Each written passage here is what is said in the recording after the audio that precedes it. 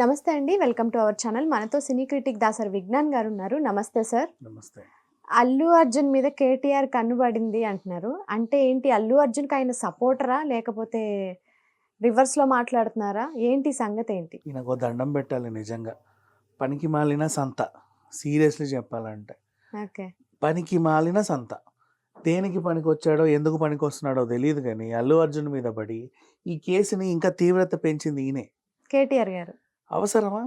Okay. Fans అయితే దండం ముర్రో బాబు నీ సపోర్ట్ మాకొద్దయ్యా. నీ నీ నీ బతికేదో నువ్వు బతికేసే మా మీద పడకంటున్నారు. ఓకే. ఇప్పుడు కేటీఆర్ అనే ఈయనకి అర్థమైన విషయం ఏంటంటే, చాలా సింపుల్‌గా చెప్పి నాకు అర్థమైన విషయం. పేరు మర్చిపోయిండు ఆయన. పేరు మర్చిపోయిండు. ఈయన పేరే గుర్తులేదు ఎవరికీ. మర్చిపోతుండ్రు సినిమా హీరోలు. పేరు మర్చిపోతే జైల్‌లో ఏస్తావా?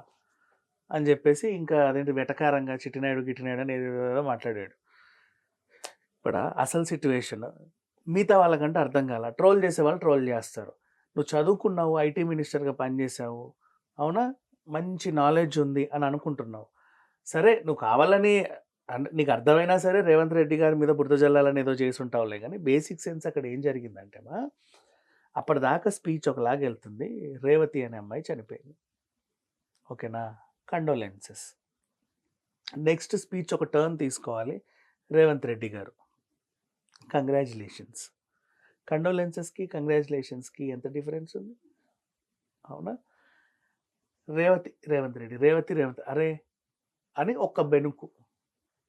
అదొక పాయింట్. నెంబర్ 2 అదే పనిగా మాట్లాడుతా ఉన్నాడు. డీహైడ్రేషన్ గొంతు, మంచినీళ్ళు కావాలి. ఓకేనా? ఈ 2 సిట్యుయేషన్స్ మధ్యలో అనుకోకుండా ఒక చిన్న పొరపాటు డొల్లింది. Unexpected situation. ఏమన్నారు? ఆయనే అదే అల్లు అర్జున్ రేవంత్ రెడ్డి గారి పేరుని ఒక జస్ట్ బెనికాడు అంతే. ఓకే. గౌరవనీయులైన ముఖ్యమంత్రి. సరే రేవంత్ రెడ్డి గారి పేరు గౌర్ అన్నారు. హ్మ్. గౌరవనీయులైన ముఖ్యమంత్రి రేవంత్ రెడ్డి గారికి అనే పదము ఆయనకు అప్పుడు ఆ టైంలో తిరగల. ఓకే. ఓకేనా? తిరగలేదు. దాన్ని అంత హేళన చేసే అవసరం లేదు. And at the same time Revanth Reddy గారు కూడా దానికి ఏమి హర్ట్ అవ్వల. ఆయన హర్ట్ అయ్యి జైల్లో వేసాడని చెప్పేసి అంటున్నారు. ఇక్కడ జరిగింది ఏంటి? ఒక కంప్లైంట్ ఉంటే పోలీసులు వెళ్ళారు. ఏదో చేశారు. ఆ కేసు అలా సాగుతా ఉంది. మనం కూడా మాట్లాడుకుంటున్నాం. అసలు తొక్కినోళ్ళని కదా అరెస్ట్ చేయాలి. ఇట్లా ఎందుకు చేశారు? అలా ఎందుకు చేశారు అని. ఈయన ఏం చేశాడు అంటే రేవంత్ రెడ్డి కావాలని అల్లు అర్జున్ మీద పగతో, ప్రతీకారంతో ఏదో చేద్దాం అనుకున్నాడని జనాలకు పోర్ట్రే చేద్దాం అనుకున్నాడు. అవును. అర్థమైందా? ఆ ఫార్ములా రేస్ జరిగింది కదా! ఆ విషయంలో కుంభకోణంలో ఈయనను అరెస్ట్ చేస్తారన్న భయంతో జనాలందరిలో ఈయనని వెర్రివాడిలా చిత్రీకరించాలని చేసిన ప్రయత్నం అది. ఈ ఫార్ములా రేసు ఇప్పటివరకు ఎవరు చేయలేదు మేమే చేసాం. ఇక్కడ హైదరాబాద్‌లో. ఇప్పటివరకు ఎవరు చేయలేదు అంటే చెయ్యలేక కాదు. అది చేయకూడదు అని దాని అర్థం. ఓకే. అంతే. మెట్రోపాలిటన్ సిటీస్‌లో ట్రాఫిక్ అది మామూలుగానే బీభత్సం. ఇలాంటి టైంలో నువ్వు అడ్డదిడ్డంగా మళ్లించి ఏదో వింతని అక్కడ పెడతాను అంటే దానివల్ల వచ్చే సమస్యలు వేరే ఉంటాయి. ఏంటది అసలు? ఈ ట్యాంక్ బండ్ దగ్గర జుయ్ అని పోయే కార్లు ఉంటాయి కదమ్మా! ఓకే. ఫార్ములా రేస్ కార్లు అది పెట్టాడు. అదంతా ఒక ట్రాక్ లాగా మొత్తం రోడ్ అంతా క్లియర్ చేసి తీసుకొచ్చి ఈడ పెట్టాడు నడిబొడ్డున. ఓకే. మనం ఇప్పుడు మీరు టీవీలలో చూసినా కూడా అది ఎక్కడో కొండల గుట్టల దగ్గర అడవిలో అవుతా ఉంటాయి. హ్మ్. సెపరేట్ ట్రాక్, సెపరేట్ రోడ్ ఉంటది. ఈవెన్ ఇంకోటి కూడా చెప్తా. ఇట్లాంటివి మనం శంషాబాద్ ఎయిర్‌పోర్ట్‌కి అటు ఇటు వెళ్ళే దగ్గర కూడా మనకు అవి సరదాగా ఆడుకోవడానికి కనిపిస్తాయి. అక్కడ కూడా వాటికి సెపరేట్ ట్రాక్ ఏస్తారే తప్ప మెయిన్ రోడ్ ఎక్కించరు. అవి అలాగే చేయాలి. వాళ్ళు అలా ఆడుకుంటారు. అదంతే. ఆ తీరుని తెనుని తీసుకొచ్చి బిజీగా ఉండే మెట్రోపాలిటన్ సిటీలో పెట్టావు. అంటే ఎవరికీ తెలియంది, ఎవరికీ ఇప్పటివరకు అది కనీవినీ ఎరుగని రీతిలో మేము కొత్తది ఏదో చేస్తున్నామని. ఇప్పుడు దీనివల్ల నీకు ప్రాఫిట్ ఏం లేదు, లాసే. ప్రభుత్వానికి లాసా? నీ జేబులోకి వెళ్ళి పెట్టుకున్నావా? పైగా అది చెప్పి నువ్వు ఎంత దొబ్బావు? ఏంటి కథ? ఇవన్నిటి మీద చూస్తే కనీసం కొన్ని 100కు అటు ఇటుగా 68, 70 కోట్ల స్కామ్ జరిగిందని గుర్తించారు. దానికి ఈయన ఆన్సర్ ఇవ్వాలి.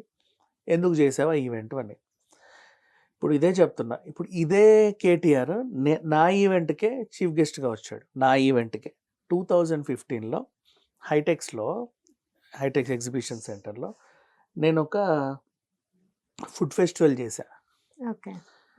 దానికి ఈయన చీఫ్ గెస్ట్. అప్పుడు ఆయన అధికారంలో ఉన్నాడులే. 6 గంటలకు రమ్మంటే ఒక గంట ముందే వచ్చాడు. నాకు పని లేదు 6 గంటలకు, నేను చాలా బిజీగా ఉన్నానని. అప్పటికి ఇంకా ఓపెన్ కూడా చేయలేదు. సరే ఓకే. ఫోన్లే వచ్చావు కదా, కత్తిరించేసి ఏదో చేద్దాంలే అనుకున్నాం. వచ్చావు, చూసా, వెళ్ళాం. ఈవెంట్ ప్లానింగ్ అంటే ఏంటి? ఫస్ట్ నేను ఆ గ్రౌండ్ తీసుకుంటా 10 లక్షలు. తర్వాత ప్రమోషన్స్ చేసుకుంటా ఓ 10-20 లక్షలు. తర్వాత స్టాల్స్ తెచ్చుకుంటా ఇంకో సెటప్, పగోడా టెంట్లు, ఆ సెటప్ అంతా కలిపి దానికి ఒక 10 లక్షలు. ఓ 50 లక్షలు మనం ఇన్వెస్ట్ చేస్తే అన్ని స్టాల్స్ ఫుల్ అయ్యి ఎంట్రీ టికెట్ 100 అని ఇలా పెడితే బిజినెస్ మనకి ఒక 3-4 CR ప్రాఫిట్ వస్తుంది. 3 నెలల కష్టం. ఒక్కొక్క స్టాల్ ఇంతకన్నా అమ్మాలి, ఎంట్రీ టికెట్ ఇంత అని పెట్టాలి. స్టేజ్ మీద ఆటలు పాటలు అవి ఇవి అన్నీ, ఓ మంచి ఒక టైప్ ఆఫ్ ఫుడ్ ఫెస్టివల్. ఈ ఈవెంట్ మేము చేసాం యాక్చువల్గా. ఇప్పుడు దీనివల్ల ఏంటంటే మాకు స్పాన్సర్స్ వస్తారు. ఫుడ్ ఫెస్టివల్ కాబట్టి పలానా ప్రోడక్ట్ సమర్పించు ఇన్ అసోసియేషన్. ఇప్పుడు జబర్దస్త్ వెనకాల లోగోలు ఉంటాయి కదా, యాహ్! యాహ్! అట్లాంటి లోగోలన్నీ వస్తాయి. ప్రాఫిట్ అది. ఇప్పుడు ఫార్ములా ఈ రేసు, దీని ఎవరికి ప్రాఫిట్ చెప్పు? నువ్వు ఆక్రమించిన వెన్యూ ఏంటి? ఫ్రీ. ఎక్కడెక్కడి నుంచో అవి తెప్పించావు, వాటికి కోట్లలో ఖర్చు పెట్టారు. వాళ్ళు వచ్చారు, తిరిగారు, జుయ్యి అన్నారు, వెళ్ళిపోయారు. ఎవరికి లాభం అది? ఎవరు చూడడానికి రాల. కనీసం వచ్చిన వాళ్ళకి ఏమన్నా పర్ఫెక్ట్ సీటింగ్ ఉందా? అది లేదు. గుంపు గోవిందం, ఏం జరుగుతుందో అర్థం కాని గందరగోళం. ఓ టైప్ ఆఫ్ సిట్యువేషన్. పైగా సిటీ డిస్టర్బ్ చేసావు. ఓ 3 days 4 days సిటీని డిస్టర్బ్ చేసి పడేసావు. ఆ వారం అంతా కూడా ట్రాఫిక్కి అంతరాయం కలిగింది. 100 కోట్లు నష్టం. మనం ఏం చెప్పామంటే అసలు ఇప్పటివరకు ఎవరు చేయకూడదని కొత్త విధిని నేను చేశాను అన్నాం. సేమ్ ఇంత ఈ కాళేశ్వరం డ్యామ్ కూడా అంతే. ప్రపంచంలో ఇంజనీరింగ్ టెక్నాలజీ కొత్తది, ఇప్పటిదాకా ఎవరు చేయలేరు. ఇప్పటిదాకా ఎవరు చేయలేదు అంటే మనం చేయాలని కాదమ్మా, ఆ పని చేయకూడదు అని దాని అర్థం. అది కదా మనం తెలుసుకోవాల్సింది. అంటే మిగతా వాళ్ళకి చేతకాక కాదు. ఇప్పుడు నేను ఒక ఈవెంట్ ఆర్గనైజర్నే, at the same time even we can also do that.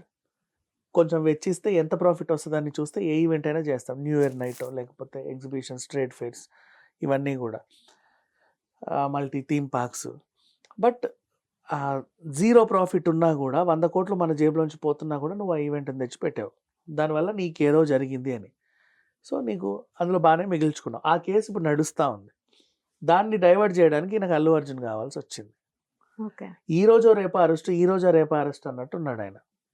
ఈ టైంలో దీన్ని మొత్తం వీళ్ళ నాన్నేమో అమ్మో ఎక్కడ ఉంటే అరెస్ట్ చేస్తారో అని చెప్పి అమెరికా పారిపోదామని చూస్తున్నాడు. ఈ పాటికి పోయాడో ఉన్నాడో తెలియదు, నేను ఫాలో అవ్వను వెళ్ళి.